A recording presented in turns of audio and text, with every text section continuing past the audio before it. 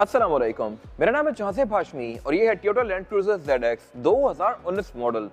ये land cruiser की LC 200 series है और ZX इस गाड़ी में top of the line version आता है।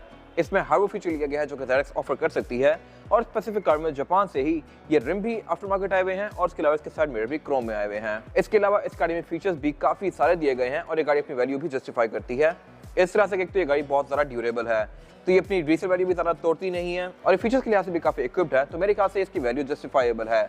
2019 की अगर आप रेंज रोवर ले जाते हैं तो वो गाड़ी आपको तकरीबन 7.5-8 करोड़ की मिलेगी, जबकि ये गाड़ी आपको 5.5 करोड़ तक के आसपास मिल जाती है। हालांकि ये गाड़ी भी 19 मॉडल है। इस स्पेसिफिक कार की डिमांड 5 करोड़ 40 लाख है और ये गाड़ी साइकिल मोटरस्पोर्ट के पास अवेलेबल है। ये 2019 मॉडल है और 24 इंपोर्ट है। अगर आपने इसके बारे में कोई इन्फॉर्मेशन लेनी है तो आप इस दिए गए नंबर पर कॉल कर सकते हैं या फिर आप साइकिल मोटरस्पोर्ट को विजिट कर सकते हैं, जो कि रावलपिंडी में DH2 के गेट 1 के ऑपोजिट लोकेटेड है।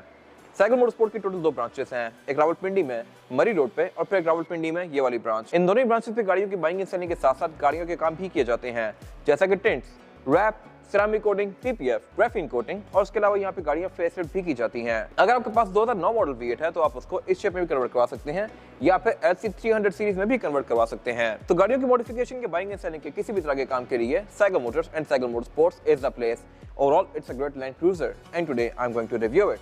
Okay, let's start with the exterior of this car. Looks के लिहाज से ये गाड़ी पिछली किसी भी Land Cruiser V8 से बहुत ज़्यादा बड़ी लगती है, क्योंकि इस गाड़ी को जब सेकंड टाइम फेसलिफ्ट किया गया था तो इसके पूरे फ्रंट एंड को रीडिजाइन कर दिया गया और इसमें बहुत सारी ऐसी चीज़ें ऐड कर दी गई जो कि इसकी लुक को बल्कि बनाती हैं। जैसा कि तो इस गाड़ी की हेडलाइट्स काफ़ी मैसिव कर दी गई, इसके बोनट के अंदर ये 2 काफ़ी बड़े हम दे दिए गए और इसके अलावा इसमें बॉडी किट्स भी अब काफ़ी ज़्यादा एग्रेसिव आने लग गई थी फेसलिफ्ट के बाद से, जो कि इसकी लुक को बहुत मॉन्स्टरस बनाती हैं। खैर, अगर लुक्स के अलावा बात की जाए इस गाड़ी के फीचर्स की, तो फीचर्स के लिहाज से भी गाड़ी काफ़ी इक्विप्ड है। इस तरह से कि इस गाड़ी की हेडलाइट्स में अब DRL भी आ गई है कंपनी स्टैंडर्ड और इसके अलावा इसमें फिर ये 2 पोजिशन लैंप दिए गए हैं, लो और हाई के लिए अलग-अलग। ये हेडलाइट्स ऑटोमेटिक हैं, इस तरह से कि ये डे और नाइट को सेंस करके ऑटोमेटिकली ऑन या ऑफ तो होंगी ही, लेकिन ये ऑटो लेवलिंग वाली भी हैं। फिर इसके अलावा इसके बोर्ड के अंदर जो ये 2 हम्प्स हैं ये भी फेसलिफ्ट के बाद से आए हैं। प्री फेसलिफ्ट कार का बोर्ड बिल्कुल फ्लैट सा था। इसके अलावा इसके हेडलाइट्स के नीचे ये हेडलाइट वॉशर भी दिए गए हैं। बाकी इस गाड़ी में फॉग लैंप भी अब LED में आते हैं और इसके आसपास एक की फ्रिल्स दे दी गई हैं। ये स्पेसिफिक कार बॉडी किट्स के साथ है। बॉडी किट्स के बगैर वाली कार भी काफी डिसेंट लगती है। उसके अलावा फीचर्स के नाम पे यहाँ पे पार्किंग सेंसर्स भी आते हैं और इसका टोयोटा का एम्बलम भी प्रिंटेड है, क्योंकि इसके अंदर रडार आता है। रडार इस गाड़ी के बहुत सारे फीचर्स को इनेबल करता है, जो कि मैं आगे कवर करूंगा इंटीरियर में जाके। और इसी मोनोग्राम के नीचे फिर ये एक फ्रंट कैमरा भी दिया गया है। ये गाड़ी आपको 360 डिग्री व्यू देती है इंटीरियर में, जो कि अगेन एक अच्छा फीचर है। इन डेप्थ में आगे बात करूंगा इस पे भी। इसके अलावा वाइपर्स में बिल्कुल सामने ही दिए गए हैं, लेकिन ये रेन सेंसिंग आते हैं, यानी कि ये भी बारिश को सेंस करके ऑटोमेटिकली ऑन या ऑफ होंगे।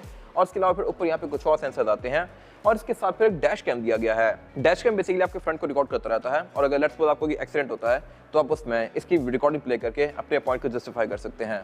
इसके अलावा यहाँ पे कुछ खास है नहीं। और अगर बात की जाए इस गाड़ी की एब्सोल्यूट साइड प्रोफाइल की, तो यहाँ पे सब कुछ बड़ा मिनिमलिस्टिक सा है।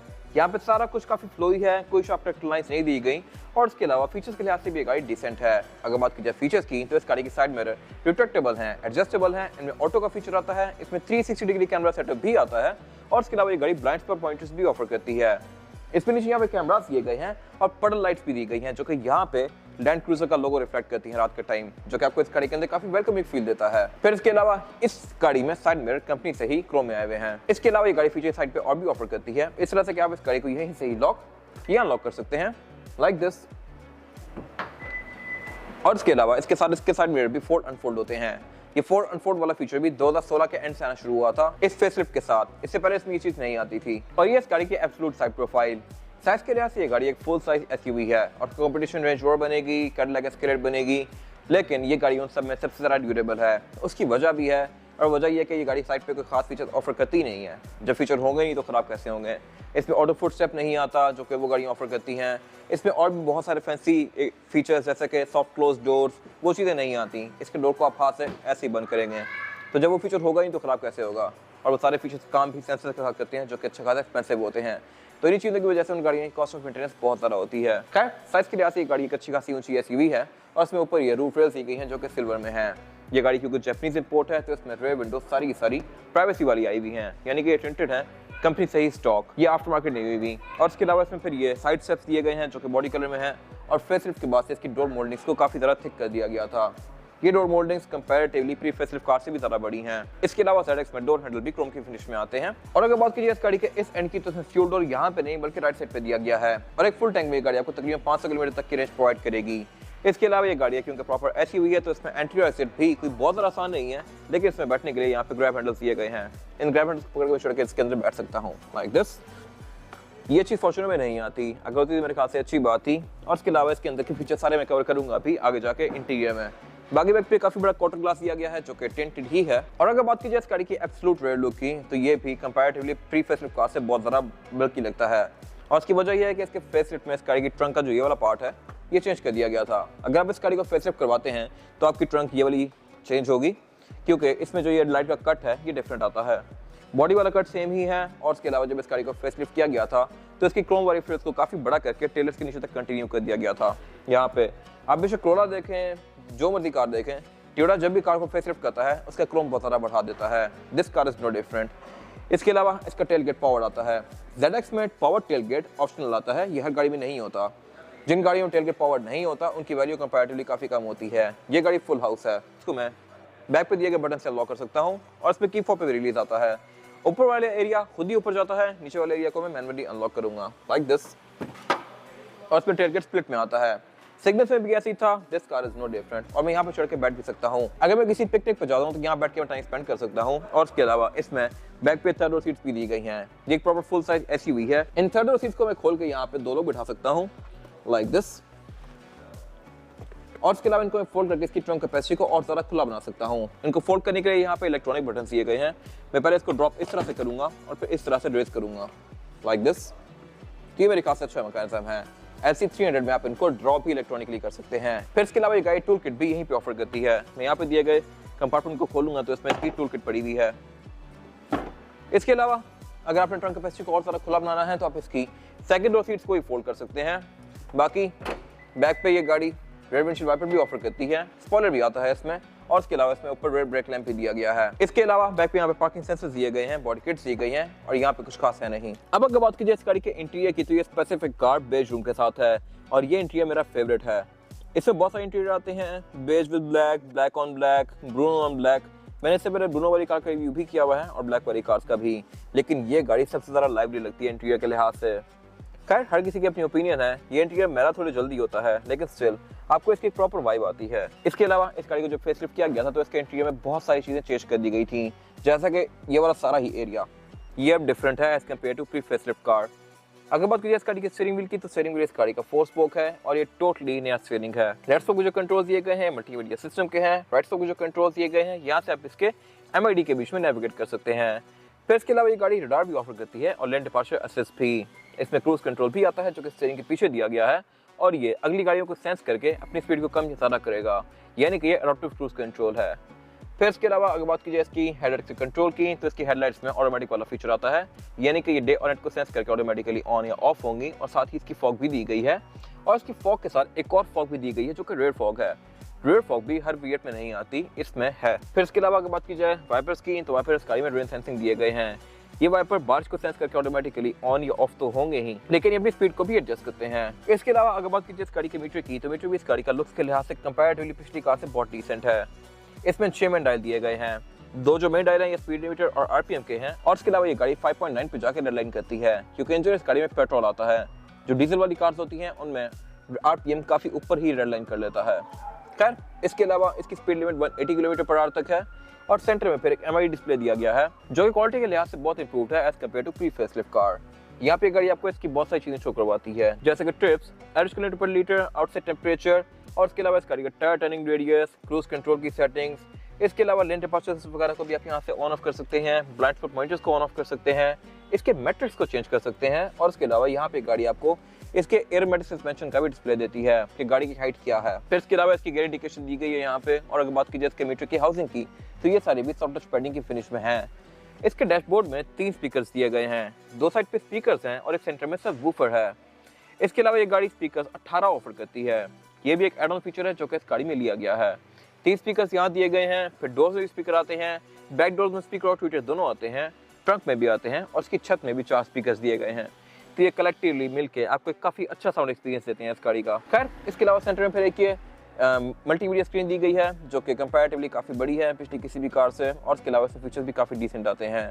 आप इसमें aux, bluetooth, navigation, USB, CD ये चीज़ें यूज़ कर सकते हैं।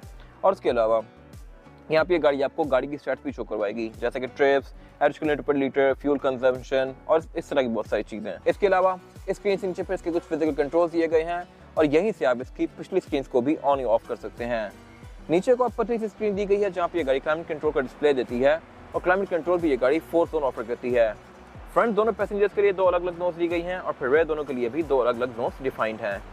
फिर नीचे यहाँ पे क्लाइमेट कंट्रोल के फिजिकल कंट्रोल दिए गए हैं, पुश स्टार्ट दिया गया है और पुश स्टार्ट के राइट साइड पे इसके कुछ और कंट्रोल्स दिए गए हैं।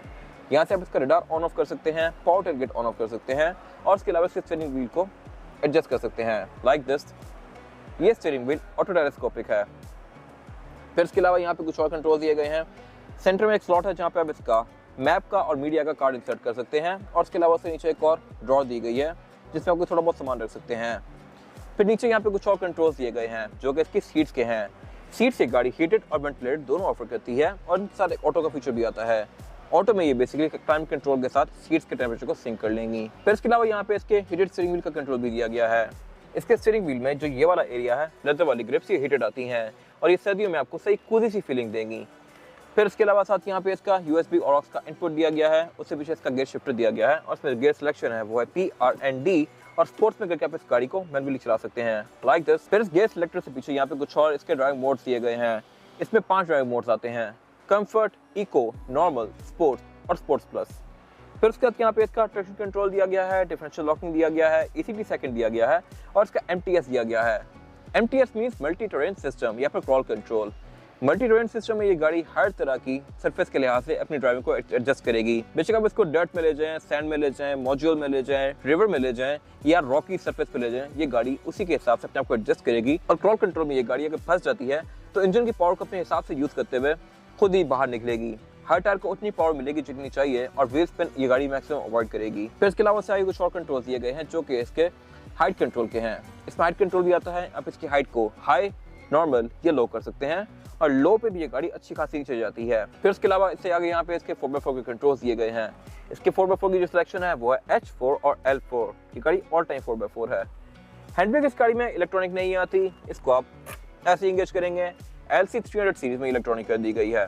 फिर इसके अलावा से पीछे यहाँ पे इसके 2 कप होल्डर्स दिए गए हैं और सेंटर में इसका सेंटर कंसोल आता है जो कि अच्छा खासा मैसिव है। इसके अंदर कूल बॉक्स दिया गया है और कूल बॉक्स भी लैंड क्रूजर ZX के अंदर स्टैंडर्ड नहीं आता।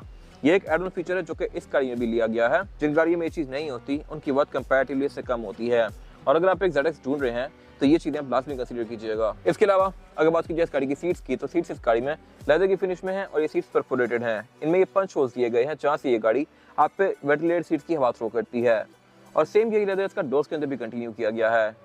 डोर पैनल्स गाड़ी के अच्छे खासे मैसिव हैं, इसके डोर हैंडल्स भी अच्छे खासे सब्सटेंशियल हैं और इसमें मेमोरी सीट्स वाला फंक्शन भी दिया गया है। इसकी मेमोरी सीट्स को मैं यहाँ से एक्सेस कर सकता हूँ और जो मैंने सेटिंग बनाई भी है उसके लिहाज से ये गाड़ी स्टीयरिंग को, सीट को और रेयर व्यू मिरर को एडजस्ट करेगी।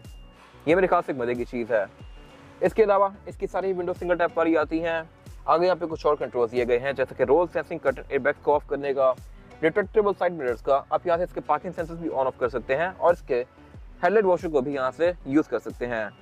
बाकी वैनिटी मिरर ये गाड़ी ड्राइवर और पैसेंजर दोनों के लिए ऑफर करती है और इसमें लाइट आती है जो कि ऑटोमेटिकली ऑन होती है लाइक दिस। फिर इसके अलावा इसके सेंटर में एक केबिन लाइट्स दी गई है जो कि स्पॉट लाइट्स हैं, एक मेन केबिन लाइट दी गई है और इसके अलावा ये गाड़ी फिर सनग्लास होल्डर भी ऑफर करती है। रेयर व्यू मिरर इस गाड़ी में ऑटो डिमिंग वाला है और इसके अलावा इसमें ये सनरूफ दी गई है जिसको मैं यहाँ से ओपन या क्लोज कर सकता हूँ।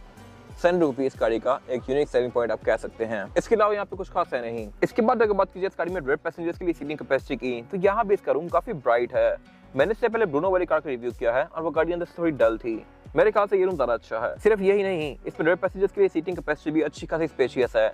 यहाँ पे 4 लोग आसानी से एडजस्ट हो सकते हैं, 5 आना चाहे तो वो भी आ जाएंगे लेकिन फिर ज्यादा कंफर्टेबल नहीं होंगे। बाकी अगर बात की जाए फीचर्स की तो फीचर्स के लिहाज से भी ये गाड़ी बहुत लोडेड है। इस तरह से कि बैक पे इसमें 2 क्लाइमेट कंट्रोल की जोन्स दी गई है इंडिविजुअल। यहाँ से टेम्परेचर कंट्रोल को भी एडजस्ट कर सकता हूँ और इसके अलावा इसमें प्रॉपर फिर मोड्स दिए गए हैं फ्रंट की तरह ही कि हवा मेरे ऊपर आए, पाँवों पे आए या जहाँ मर्जी आए। तो ये मेरे ख्याल से एक अच्छी चीज़ है। इसमें एयर वेंट भी एक पाँव पे दिया गया है, एक सेंटर में दिया गया है, एक ऊपर यहाँ पे दिया गया है। फिर इसके अलावा रूफ में ये गाड़ी स्पीकर्स भी ऑफर करती है और इसके डोर्स में भी 2 स्पीकर आते हैं ऑन ईच डोर। एक ऊपर ट्विटर है और एक नीचे स्पीकर है। इसके अलावा फिर ये गाड़ी बैक पे स्क्रीन भी ऑफर करती है। ये रेयर एंटरटेनमेंट भी ZX में लाजमी नहीं है कि कंपनी से आए। रेयर एंटरटेनमेंट भी लाजमी नहीं है कि कंपनी से आए, ये भी एक एड ऑन फीचर है और ZX में आता है। इसके अलावा इन स्क्रीन को मैं इस तरह से एक्सेस कर सकता हूँ और इनके एंगल को भी एडजस्ट कर सकता हूँ अपनी मर्जी के लिहाज से। रेंज रोवर में ये चीज़ें इलेक्ट्रॉनिकली एडजस्ट होती हैं, लेकिन with the passage of time ये चीज़ें खराब हो जाती हैं, उनकी कॉस्ट ऑफ मेंटेनेंस बहुत ज़्यादा है। खैर, इसके अलावा इन स्क्रीन में अपनी मर्जी के लिहाज से मीडिया भी प्ले कर सकता हूँ। जो फ्रंट पे चल रहा है वो तो बैक पे आएगा ही, लेकिन अगर मैंने अपना मीडिया प्ले करना है तो यहाँ HDMI में अपनी कोई HDMI केबल लगा के, अपने हेडफोन लगा के मैं यहाँ से अपनी मर्जी के लिहाज से मीडिया भी सुन सकता हूँ। फिर इसके अलावा अगर बात की जाए इस गाड़ी की सीट्स की, तो ये रिक्लाइनिंग है।